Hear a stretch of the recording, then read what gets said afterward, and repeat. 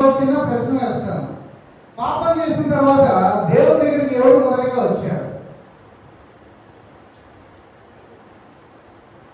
పాపం చేశారు, ఆదాము వాళ్ళు పాపం చేశారు. పాపం చేసినప్పటికీ దేవుడి దగ్గరికి ఎవరు ముందు వచ్చారు? దేవుడే వచ్చాడు. ఆదాము నీవెక్కడా అని చెప్పేసి అడిగాడు. దేవుడు తెలియదు అంటారా? ఆయన సృజించిన ఆయనకి ఈయన ఎక్కడ దాక్కున్నాడో తెలియదు అంటారా? తెలుసు. తెలిసినప్పటికీ దేవుడే వచ్చి అడిగాడు, నీవెక్కడ ఉన్నావు? మరి దేవుడు ఎందుకు అడిగాడండి? దేవుడు అడగాల్సిన అవసరం ఏంటి? మనం పాత రోజుల్లో చూసుకున్నట్లయితే దేవుడు ఎన్నో రకాలుగా శిక్షలు చేశారు, అన్ని రకాలు చేశారు. కానీ పాపం చేసిన తర్వాత కూడా దేవుడు ఆదామును వెతుక్కుంటూ వెళ్తాం కదా, కారణం ఏంటి? ఎందుకంటే మనం తనను విడిచిపోయినా మనం తను విడివడండి. ఆయన మన దగ్గరికి ఎప్పుడు మనం పాపం చేసామనో మనం తను సంతోష పెట్టామనో ఉండమండి. అలా అనుకుంటే ఒక చిన్న ఉదాహరణ చెప్తాను. ఒక మాల్కి వెళ్ళాం. ఇప్పుడు నేను మా పాప కలిసి ఒక మాల్కి వెళ్ళాం. వెళ్ళిన తర్వాత పాప తప్పిపోయింది. అనుకోకుండా పాప తప్పిపోయింది. ఇక్కడ తప్పిపోయిన తర్వాత ఏం చేస్తున్నారంటే పాప వెతుకుతుంది తల్లిదండ్రుల కోసం. ఇక్కడ తల్లిదండ్రులు పాపను వెతుకుతూనే ఉంటారు. అలా అని చెప్పేసి పాప నా మాట వినలేదు, నువ్వు తప్పిపోయావు అని చెప్పేసి తల్లిదండ్రులు వదిలేస్తారా? వదిలేరు, వెతుకుతారు. వెతికి వెతికి వెతికి వెతికిన తర్వాత వచ్చే ఆనందం కోపం కన్నా ముందు బాధ ఎక్కువ వస్తుంది. అమ్మాయి దొరికింది ఆనందం ఎక్కువ ఉంటుంది. అలా మన జీవితంలో కూడా ఈ దేవుడు మనం చాలా పాపాలు చేసాము దేవా అని చెప్పేసి మనం పక్కకి వెళ్ళిపోతూ ఉంటాం కొన్ని విషయాలు. కానీ దేవుడు మన కొరకు ఎదురు చూస్తూనే ఉంటారు. అసలు ఈ నిబంధన అంటే ఏంటి? అసలు దేవుడు ఈ నిబంధనని ఎందుకు తీసుకొని వచ్చారు? నేను పాత నిబంధన నుండి కొత్త నిబంధన వరకు వెళ్తాను. మరి ఈ నిబంధన అంటే ఏంటంటే ఇది ఒక హిబ్రూ పదం అంటండి. బిరిత్ అనే ఒక హిబ్రూ పదం. ఈ హిబ్రూ పదం నుండి నిబంధన అనే దాన్ని తీసుకొచ్చారంట. పాతకాలంలో మనకు రాజులు ఉండేవాడు కదా, రాజులు యుద్ధానికి వెళ్తూ అందరికి నిబంధన చేసి వెళ్ళేవాడు అంట. నిబంధన ఎలా చేసేవాడు? ఒక జంతువుని బలించి అంటే సగం చేసి అటొక సగం ఇటొక సగం వేసి మధ్యలో వాటి రక్తం ఉంటుంది కదా, ఆ రక్తం మీద నడుచుకుంటూ నిబంధన చేసుకుంటూ వెళ్ళేవాడు. ఎందుకు? ఎందుకంటే మనం ఇప్పుడు అనుకోవచ్చు, నా మీద నమ్మకం ఉంది కదా, నీ మీద నమ్మకం ఉంది కదా, దేవుడి మీద ఒట్టురా, నీ మీద ఒట్టు, మా అమ్మ మీద ఒట్టు, మా నాన్న మీద ఒట్టు అని చెప్పి చెప్పుకుంటాం. ఆ కాలంలో అలా అవకాశం లేదు. ఒకవేళ నువ్వు మాట ఇచ్చిన మాట తప్పితే అక్కడ ఏవైతే చనిపోయి ఉన్న జంతువులు దేవుతో సమానమో నీవు కూడా అదే దాంతో సమానం అని చెప్పేసి ఈ యొక్క ఉడంబడికని నిబంధన అని పాత రోజుల్లో పిలుచుకునేవాడు. మరి దేవుడు ఇలాంటి నిబంధన బైబిల్లో కొంతమంది చేశారు. ఎవరండి చెప్పగలరా? నోవాహుతో చేశారు, అబ్రహాముతో చేశారు, చాలా మందితో నిబంధన చేసుకున్నారు కదా. మరి ఇక్కడ దేవుడు కూడా ఇలాంటి ఒక సిచ్యుయేషన్ క్రాస్ చేశారు. మనం చెప్పుకోవడమే కాదు, బైబిల్లో కూడా రాసి ఉంది. ఏదైతే జంతు బలి నుండి నడుచుకుంటూ వెళ్తారో అగ్ని రూపంలో దేవుడు అబ్రహాము నిద్రపోతుండగా అగ్ని రూపంలో తనకి ఇచ్చిన మాటను నెరవేర్చడానికి తను తీసుకురమ్మన్న జంతువుని బలించిన దానిలో నుండి అగ్ని రూపంలో నుండి దేవుడు వెళ్తాడు. చూద్దాం ఎక్కడ ఉందో. ఆదికాండం 15వ అధ్యాయము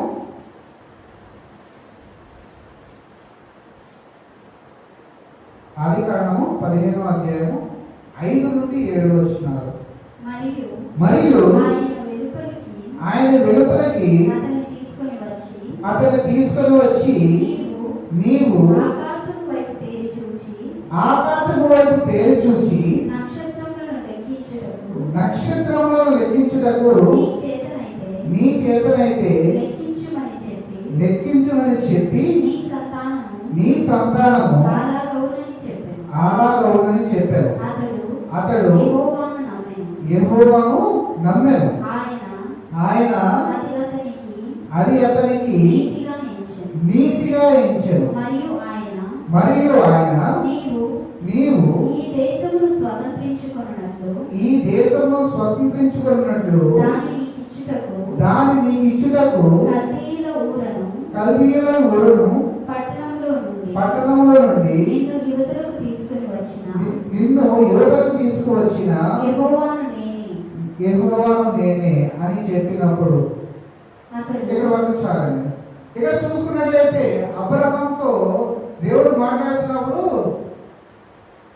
ఆకాశంలో ఎన్ని నక్షత్రాలు ఉంటాయో అంతమంది సంతానాన్ని కలుగజేస్తారన్నారు. మరి అది దేవుడు తనకిచ్చిన వాగ్దానాన్ని ఆయన నమ్మాడా నమ్మలేదా? ఇక్కడ మనకు క్లియర్గా రాసి ఉంది. అతనికి నీతిగా ఎంచాడు. అతను నమ్మాడు. నమ్మిన దాన్ని బట్టి దేవుడు ఏం చేశాడండి? అదే అధ్యాయంలో 17వ వచనం చూడండి. నేను చెప్పిన మాట ఇక్కడ రాసి ఉంది. మరియు ప్రొద్దుగుంకి గట్టిగా చీకటి పడినప్పుడు రాజుచున్న పొయ్యి అగ్ని జ్వాలను కనబడి ఆ ఖండముల మధ్య నడిచిపోయాను. ఇక్కడ మీరు చూసుకున్నట్లయితే 11వ అధ్యాయంలో దేవుడు అతనికి కొన్ని జంతువులు తీసుకురమ్మంటాడు. ఏమంటే ఏంటి? 400 ఏళ్ళు వీటిని ఒక్క నిమిషం 3 ఏళ్ల పెయ్యను 3 ఏళ్ల మేకను 3 ఏళ్ల పొట్టేలును ఒక తెల్ల గువ్వను ఒక పావురపు పిల్లను ఇన్నిటిని తీసుకొచ్చి వాటిని సగంగా ఖండించి అక్కడ వేయమంటాడు. వేసి ఎదురు చూడమంటారు. అక్కడ అబ్రహాము గారు నిద్రపోకుండా ఉన్నంత వరకు ఏం చేశారు? గ్రద్దలు కానీ ఏవి తీసుకెళ్లకుండా వాటిని కాపలా కాసి అలా పడుకుంటారు. పడుకున్నప్పుడు మరి ఆ కాలంలో రాజులు మాట తప్పారు, మాట తప్పలేదు అన్న విషయం ఇక్కడ మీరు ఇంతకుముందు మనం చెప్పుకున్నాం కదా. బలి ఇచ్చిన దాని మధ్యలో నడుచుకుంటూ వెళ్ళి ఒకవేళ నేను మాట తప్పితే నాకు ఈ జంతువుకి ఎటువంటి పోలిక లేదు, నేను ఇతరులు సమానం లేదు, నేను జంతువుతో పోల్చుకుంటానని. కాబట్టి దేవుడు కూడా ఇలాంటి ఒక నిబంధన చేశారండి అబ్రహాము గారికి చేసి మరి తన మాట తప్పడా? లేదు, తప్పలేదు. కేవలం అది నీ విశ్వాసం మీద ఆధారపడి ఉన్నది. మనుషుల ఆలోచన కాదండి. దేవుడు తన వాగ్దానం ఏదైతే ఇస్తాడో అది నెరవేర్చుకుంటాడు. అది నువ్వు నేను దేవుడి దగ్గరికి వెళ్ళడం కాదండి, దేవుడే మనల్ని ఎంచుకుంటాడు. నువ్వు గర్భంలో ఉన్న మునిపే దేవుని ఎరిగి ఉన్నామని చెప్పి దేవుడు చెప్తూ ఉంటాడు. మరి అలాంటప్పుడు మమ్మల్ని ఎవరిని దేవుడు ఎంచుకున్నాడా? దేవుడు ఎంచుకున్నాడు కాబట్టి మనం కనీసం ఈ స్థితిలోనే ఉన్నాం, బ్రతికి ఉన్నాం. మనం అనుకోవచ్చు నా దగ్గర డబ్బు లేదు, ఏదో ఒకటి కొరత ఉండాలి. కొరత లేకపోతే ఏ మనిషి మాట వినండి. ఎందుకంటే ఏదో ఒకటి ప్రాబ్లం ఉందనుకోండి, ఓకే నేను కంప్లీట్ ఫిట్ కాదు, నాకు దేవుడి సహాయం హోదాలో కావాలి, నాకు ఆ సహాయం కోసం కానీ దేవుడి దగ్గరికి వెళ్తారు. కంప్లీట్ ఎవరన్నా చూడు, ఏ మనుషుడు నీతిమంతుడు కాడు, ఏ మనుషుడు పర్ఫెక్ట్ కాదు. పట్టణంలో చెప్తారు కదండి, ఏ మనుషుడు నీతిమంతుడు కాదు ఈ లోకంలో. మరి అలాంటప్పుడు మరి దేవుడి దగ్గర నీ ఉడంబడికి ఎలా ఉండాలి? అలా చూసుకున్నప్పుడు నిబంధనను అబ్రహాముతో చేసుకున్నారండి. ఇలాగే తన ఏజ్ 75 సంవత్సరాలు. సాధ్యమా పిల్లలు కనడం? కష్టం. ఈ లోకంలో మనుషులకైతే కష్టం. తనకి పిల్లలు లేరు, తన ఏజ్ వచ్చేసి 75. తనేమో ఈ లోకాన్ని మొత్తాన్ని తండ్రి చేస్తాను, అది చేస్తాను అన్నారు. తనకున్న సమయం ఏమో తక్కువ. మరప్పుడు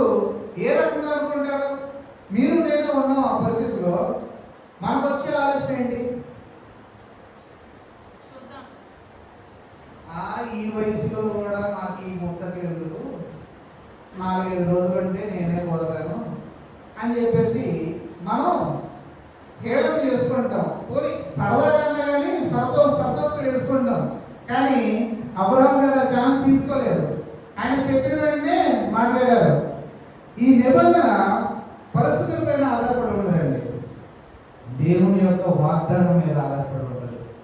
ఫస్ట్ ఈ నిబంధన అనేది దేవుని యొక్క మాట మీద ఆధారపడి ఉండదు. మీకు ఒక ఎగ్జాంపుల్ చెప్తాను. ఇప్పుడు ఒక రైతు తన పొలంలో విత్తనాలు నాటాడు. కొన్నిసార్లు ఆ విత్తనాలు చిగురించడానికి ఎంతో సమయం పట్టవచ్చు. అలా అని చెప్పి ఆ రైతు విత్తనం తప్పు అన్నాడా? విత్తనం ఏం చేస్తుంది? తన పనులు చేస్తూ మొదలుపెడుతుంది. అది లోపల ఎంతవరకు ఆ మొదటి వరకు వెళ్తుందో మనకు తెలియదు. మనకి పైకి కనిపించేది మాత్రమే మనకు కనిపిస్తుంది. ఓకే, మనకి పంట వస్తుంది అనేది మాత్రమే రైతుకు తెలుసు. అలాగే దేవుడు కూడా నీ విషయంలో ఏదో ఒక పనికి ఒక విత్తనం నాటాడు అనుకోండి, ఆ విత్తనం బ్యాక్ ఎండ్ లో వర్క్ చేస్తూనే ఉంటుంది.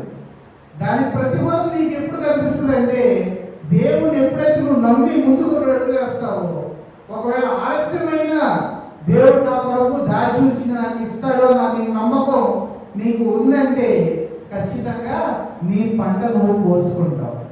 హల్లెలూయా. మరి ఇంత నిబంధనలు చేసిన తర్వాత మోషే గారికి కూడా నిబంధనకు ఎందుకు వచ్చింది? ఇప్పుడు మోషే వచ్చేంత ముందు వరకు మనం చూసుకున్నట్లయితే నిబంధన అనేది ఎలా ఉంది? ఆయన ఇచ్చే వాగ్దానం మీద ఉంది. కానీ మోషే గారికి కూడా నిబంధన ఎందుకు వచ్చింది? 40 పగళ్ళు 40 రాత్రులు ఉపవాసం చేసుకుని మరి ధర్మశాస్త్రాన్ని ఎందుకు రచించారు పలకల మీద? ఎప్పుడైనా ఆలోచన వచ్చిందా?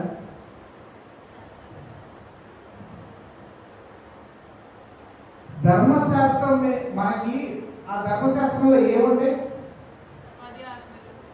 ఆజ్ఞలు,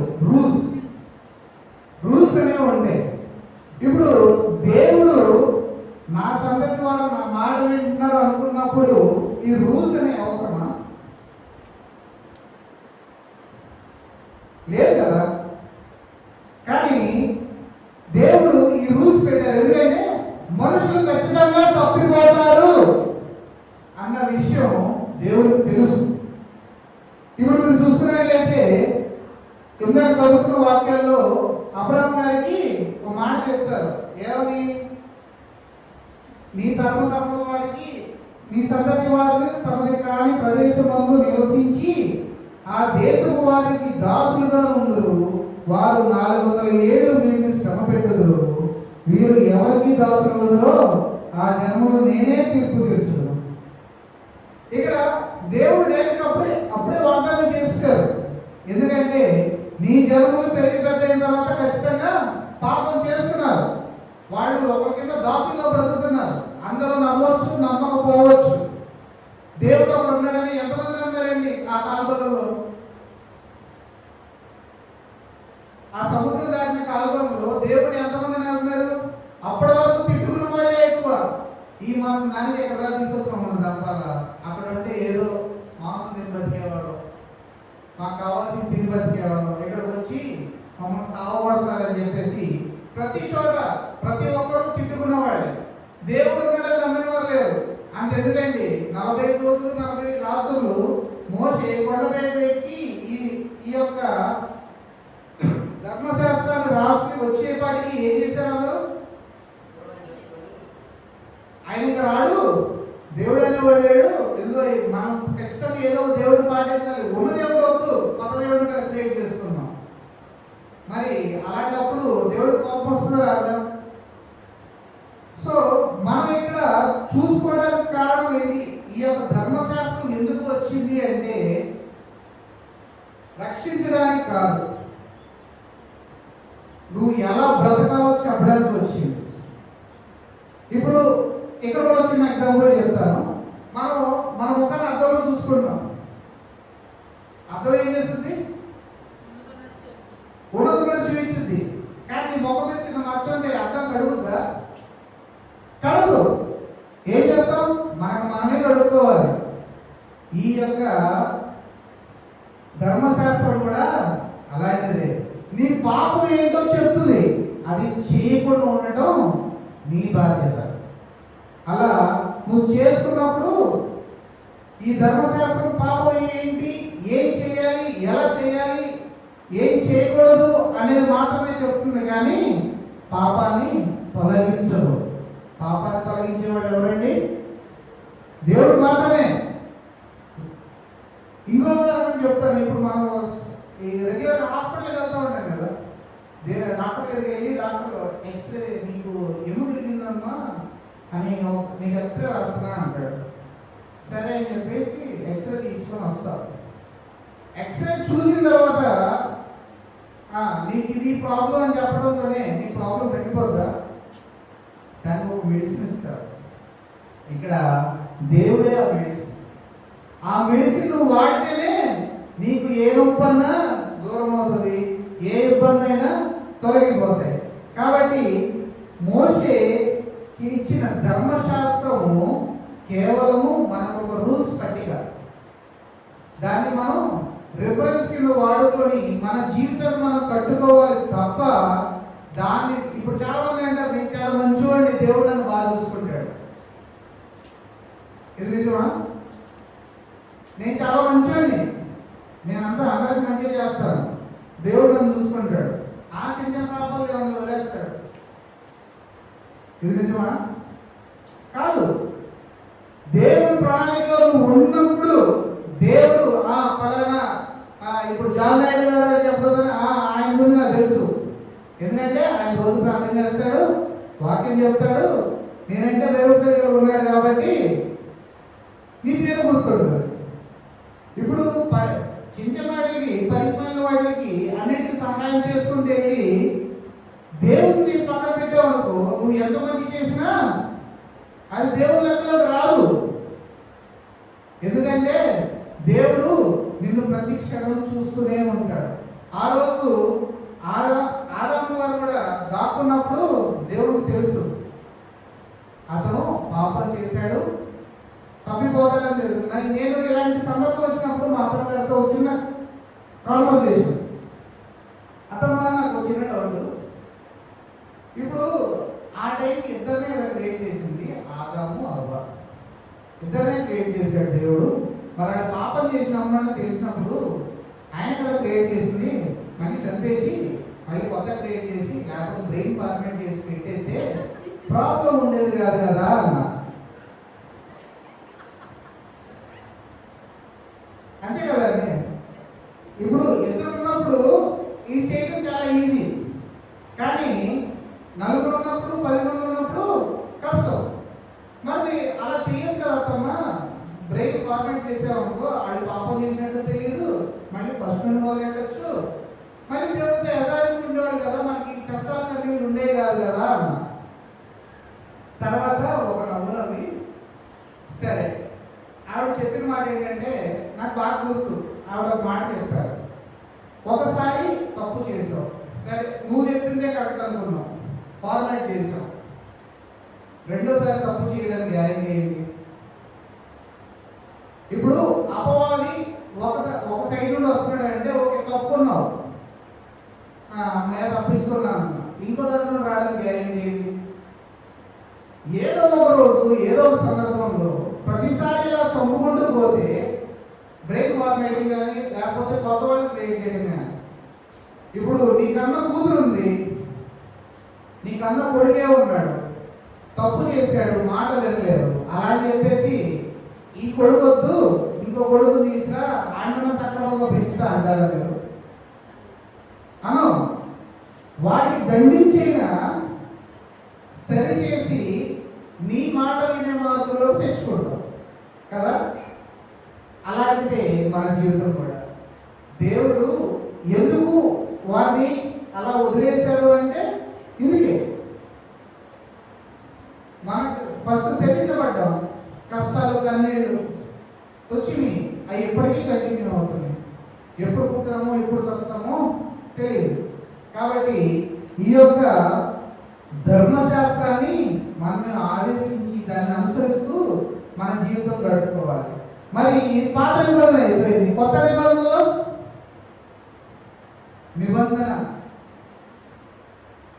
కొత్త నిబంధనలో నిబంధన ఏంటి? దేని గురించి?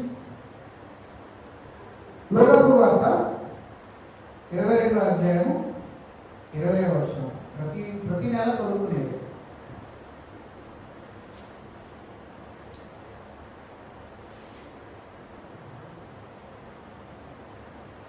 ఆ ప్రకారమే భోజనమైన తర్వాత ఆయన గిన్నెను పట్టుకొని ఈ గిన్నె మీ కొరకు చిన్నబడుచున్న నా రక్తము వలనైన క్రొత్త నిబంధన. ఇక్కడ ఆయన రక్తాన్ని నిబంధన కింద పెట్టారండి. ఎందుకు? పాత నిబంధన గ్రంథంలో మనం చూసుకున్నట్లయితే అక్కడ రక్తం ఉంది, జంతువుల రక్తం, జంతువుల్ని బలి ఇచ్చేవాళ్ళు ఆ రక్తాన్ని మధ్యలో నడుచుకుని వెళ్ళేవాళ్ళు మనం మాట్లాడుకున్నాం. మరి క్రొత్త నిబంధన వచ్చేవాడికి యేసయ్య రక్తం, దేవుని కుమారుని యొక్క రక్తం. ఈ రక్తాన్ని ఒక నిబంధన కింద పెట్టారు. ఏంటి? ఆయన చనిపోతే గాని దేవుడికి నీకు మధ్య ఆ తేడా ఏదైతే ఉంటుందో అది లేకుండా ముఖాముఖి సంభాషణ చేసుకోవడానికి దేవుడికి నీకు. ఒకప్పుడు మనం ఏం చేసేవాళ్ళం? పాత నిబంధన గ్రంథంలో చూసుకున్నట్లయితే గుడికి వెళ్ళినప్పుడు ప్రధాన అధ్యాపకుల ఆయన దగ్గరికి వెళ్ళి మన ప్రాబ్లం చెప్పుకుంటే ఆయన ఆ తెర వెనక్కి వెళ్ళి దేవుడి దగ్గర మన కోసం ప్రార్థించేవాడు.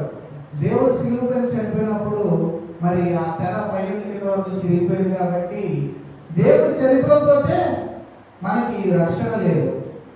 అందుకే దేవుడు చనిపోయిన తర్వాత మనకి ఎన్ని ఇబ్బందులు వచ్చినప్పటికీ దేవా ఇది పరిస్థితి మన కోసం. ఇప్పుడు ఏదైనా కానీ నీ కోసం నీ ఫ్రెండ్ చెప్తూ ఉంటాడు. ఇప్పుడు ప్రజెంట్ ట్రెండింగ్ లవర్స్ కూడా చెప్తూ ఉంటారు, నీకోసం నా ప్రాణం ఇస్తా, నీకోసం నేను ఏదైనా చేస్తా, నువ్వు లేకపోతే నాకు ఈ జీవితం లేదు.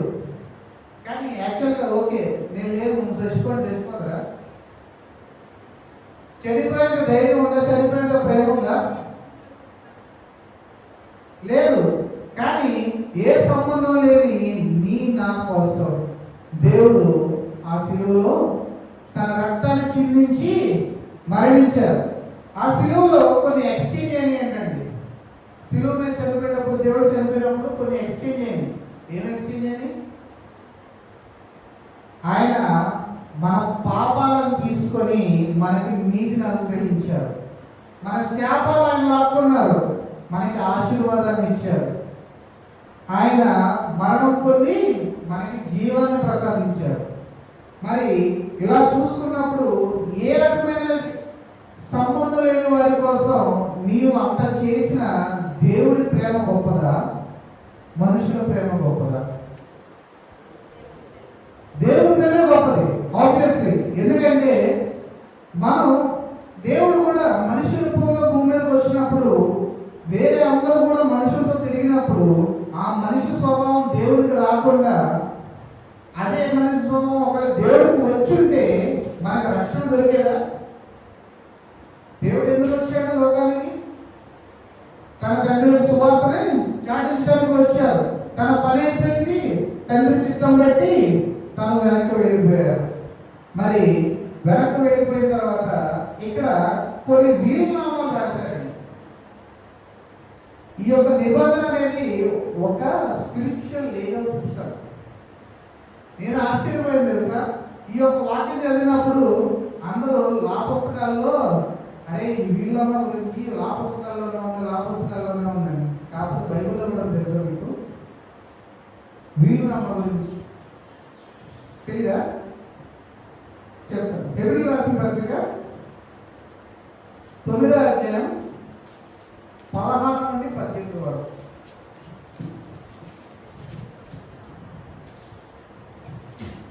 మరణ శాసనం ఎక్కడ ఉంటుందో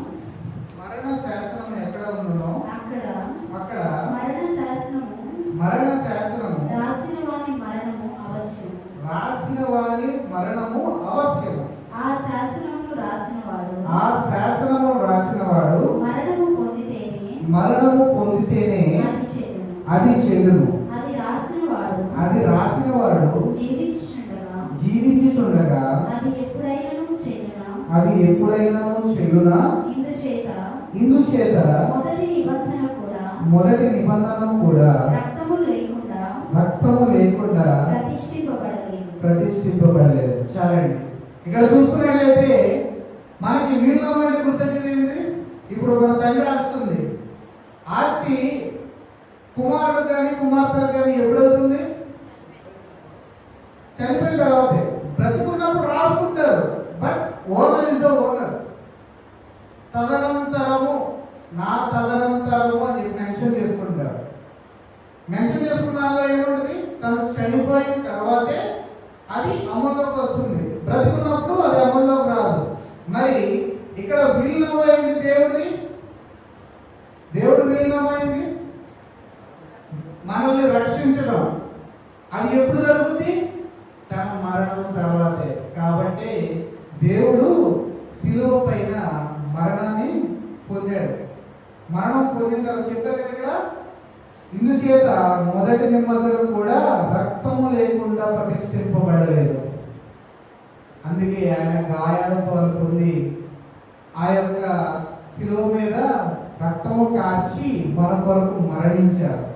ఇది ఒక రకమైన నిబంధన. మరి అసలు నిబంధన ఎందుకు చేస్తాం?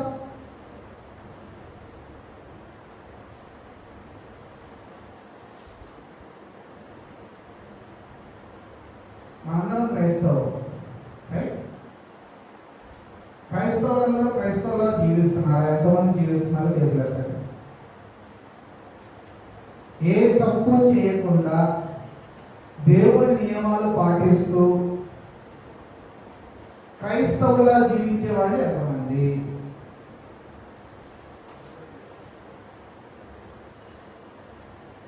మరి దేవుడితో బాప్టిజం తీసుకునేటప్పుడు మనం ఒక నిబంధన చేస్తాం కదా, ఒక ప్రామిస్ చేస్తాం మనం. దేవా, నేను అలా ఉంటాను, నేను ఇలా ఉంటాను, నేను ప్రతిరోజు ప్రార్థన చేస్తాను, అది చేస్తాను, ఇది చేస్తాను, నీ మాట వింటానని చెప్పేసి దేవుడి దగ్గర ప్రమాణాలు చేస్తాం మనం. ప్రమాణాలు చేసి ఒక చిన్న పాపం, సరే మీరు బాప్టిజం తీసుకున్న వారం రోజులు వరకు చాలా హుషారుగా ఉంటారు. ఒక వారం రోజులు మీ మీద అపవాద దాడి జరుగుతుంది, ఖచ్చితంగా జరుగుతుంది. ఎందుకంటే దేవుడి దగ్గర అవుతాం అనుకున్న వాళ్ళకి ఖచ్చితంగా ఇది ఒక పరీక్ష. దేవుడికే తప్పలేదు, ఆపలు మనంతా కదా. మరి అపవాదం వచ్చాడు, చిన్న పాపం చేశాడు, పాపం చేయించాడు నీతో. నీలో వేస్తాడేంటి? భయం. అమ్మో, నేను పాపం చేసేసాను, దేవుడి దగ్గర అవ్వాలి, నేను పాపంలో బ్రతుకుతున్నాను, దేవుడు నా మాట వింటాడా అనే ఒక క్వశ్చన్ మార్క్ మీ మైండ్లోకి వస్తుంది. మైండ్లోకి వచ్చిన తర్వాత ఏం జరుగుతుంది? నెమ్మదిగా దేవుడికి భయపడుతూ దేవుడిని కొంచెం జరుగు అనుకుంటూ పక్క వెళ్తాం. ఆ డిస్టెన్స్ కాస్త దేవుడిని చాలా దూరం తీసుకెళ్తాడు. నేను లాస్ట్ టైం చెప్పాను మీకు ఒక వ్యసనం అనే ఒక టాపిక్ గురించి, ఎంతమంది గుర్తుందో లేదు నాకు తెలియదు. ఆ వ్యసనం కూడా చిన్న అలవాటు కింద స్టార్ట్ అయ్యి అది మనల్ని ఏం చేస్తుంది? బలహీనులు చేసి దేవుడికి దూరంగా తోస్తుంది. ఇది కూడా అంతే. మనం ఆదాములకు భయపడుతున్నాము, కానీ దేవుడు నిన్ను జడ్జ్ చేయడానికి రాలేదు. నువ్వు తప్పు చేశావు, నువ్వు ఒప్పు చేశావు అని చెప్పి నువ్వు జడ్జ్ చేయడానికి రాలేదు. నిన్ను ప్రేమించి నీ కోసం ఎదురు చూస్తున్నాడు దేవుడు. మరి అలా అనుకున్నప్పుడు మనం చూసుకున్నట్లయితే కొత్త నిబంధనలో ఇది తప్పిపోయిన కుమారుడు కాన్సెప్ట్ ఒకటి ఉన్నది. ఆ స్టోరీ మీ అందరికీ తెలిసిందే. దేవుడు అక్కడ తండ్రి పాత్ర పోషిస్తే మనం కుమారుడు పాత్ర పోషిస్తున్నాం. కుమారుడు కూడా ఫస్ట్ భయపడిపోయి మీ అమ్మో నేను వెళ్ళలేను నన్ను తిడతారని చెప్పేసి అనుకున్నారు. కాకపోతే రియల్ లైఫ్లో తను వెనక్కి వెళ్ళి దేవుడి దగ్గరికి వెళ్ళినప్పుడు, తన తండ్రి దగ్గరికి వెళ్ళినప్పుడు ఏమైంది? తిట్టారా? కొట్టారా? లేదు. తను ఎలాంటి స్థితిలో ఉన్నాడో పట్టించుకోలేదు. అమాత్రం తండ్రి దగ్గర తీసుకొని హత్తుకున్నాడు. నీకు తెలియని విషయం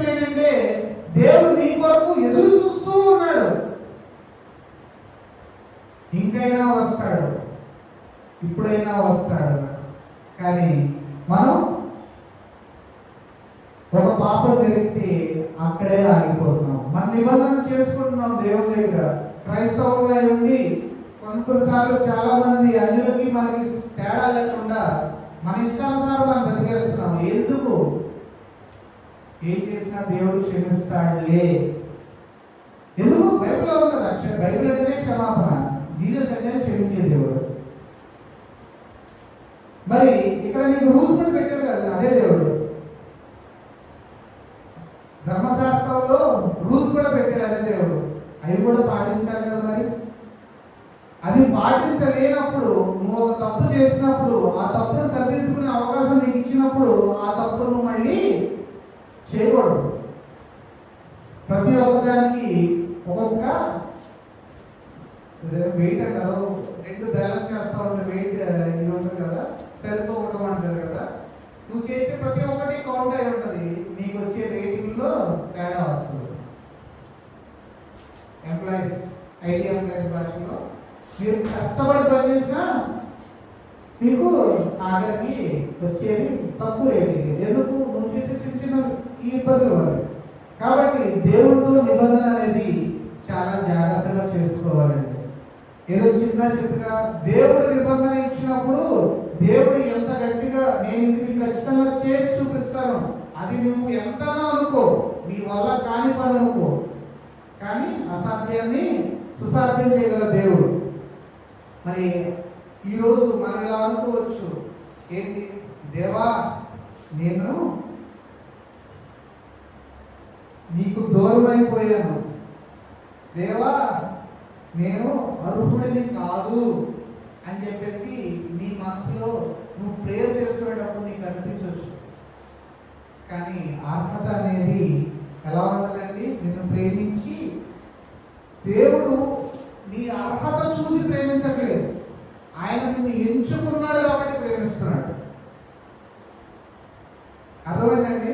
నీ అర్హత దేవుడు చూడు, ఆయన మిమ్మల్ని ఎంచుకున్నాడు కాబట్టి, ఆయన ప్రేమించే దేవుడు కాబట్టి మిమ్మల్ని ప్రేమిస్తున్నాడు. ఇది మీరు మైండ్లో పెట్టుకుంటే దేవుడితో ఎటువంటి ఇబ్బందులు వచ్చినా, ఒకవేళ మీకు ఆ కాలంలో ఏమో ఆదాము దాక్కోకుండా దేవా నాకు ఈ పరిస్థితి ఇచ్చారు, ఇలా తప్పు చేశాను అని చెప్పి ఆ కాలంలో క్షమించు అని అడుగుంటే ఎట్లా ఉండేదేమో. దేవుడు వచ్చి నాకు తినకూడదని చెప్పినా కానీ మీరు తిన్నారు అని చెప్పి శపించడానికి వచ్చేది కాదేమో కదా. మరి మనకు కూడా ఈరోజు దేవుడు ఒక చిన్న అవకాశం ఇస్తున్నాడు కదా. మీరు ఇప్పటికీ మనం అనుకున్నట్టుగా దేవా నేను తప్పులు చేశాను, దేవా నేను నీ దగ్గర కాలేను, నేను నీకు నిబంధన చేసుకొని కూడా నేను దారి తప్పిపోయాను. గొర్రెల వల్ల గొర్రె దారి తప్పిపోతే గొర్రె ఎత్తుకున్నా గొర్రెల కాపరి ఎత్తుకున్నాడండి. మరి మనం గొర్రెలు అయితే మనం ఎత్తుకుంటూ వచ్చింది ఎవరు? దేవుడు, గొర్రెల కాపరి. మరి మరి అలాగే మనం కూడా దేవుడిని అంటి పెట్టుకొని ఉండాలండి. కష్టం వచ్చినా సుఖం వచ్చినా ఏ బాధ వచ్చినా కానీ దేవుడితో నీ ఉడబడిక అనేది పోకూడదు. ఈరోజు మనం చివరిగా చెప్తున్నాం, ఈరోజు మనం దేవుడిని నిబంధన పెట్టుకొని క్రిస్టియన్స్ లాగా ఉన్నామా, లేక